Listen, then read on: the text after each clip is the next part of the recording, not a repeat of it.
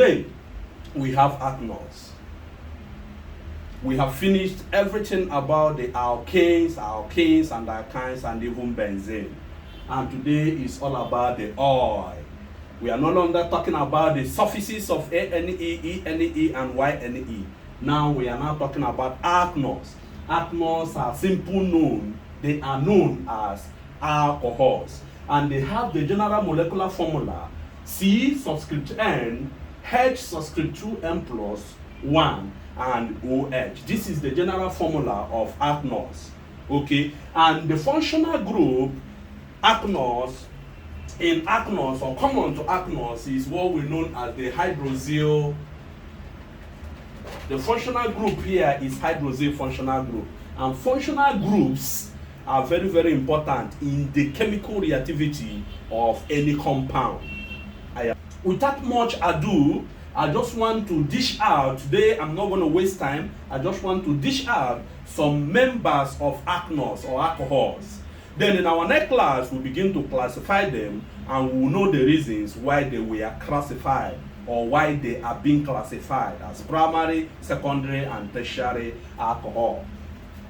So let's quickly look into the first one, or the first member is when N is equal to 1. When N is equal to 1, what happens? All you need to do is to substitute the general formula CnH2n plus 1 OH. Remember, OH is constant because it is the hydroxyl functional group.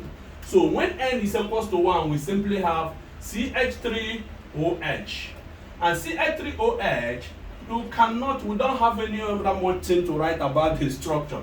The structure is still CH3OH, which is methanol.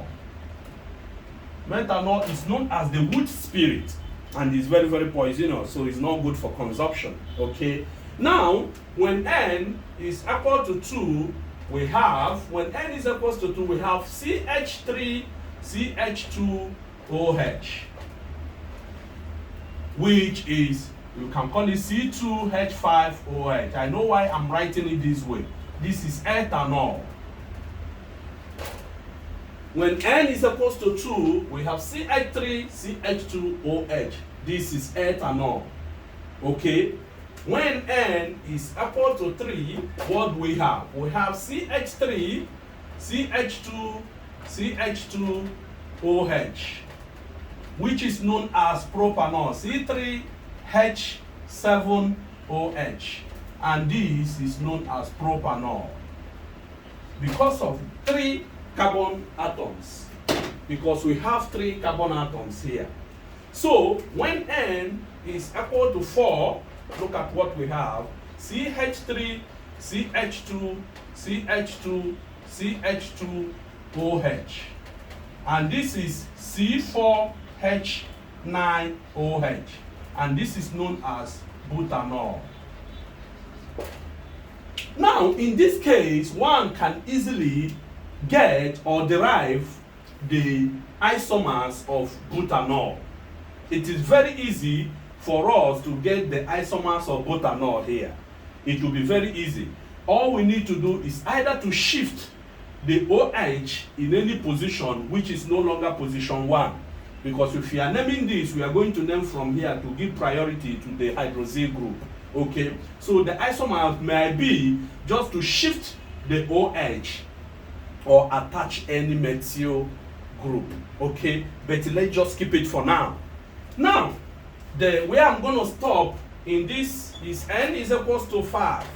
When N is equals to 5, we have CH3, CH2, CH2, CH2, CH2OH, and this is known as what?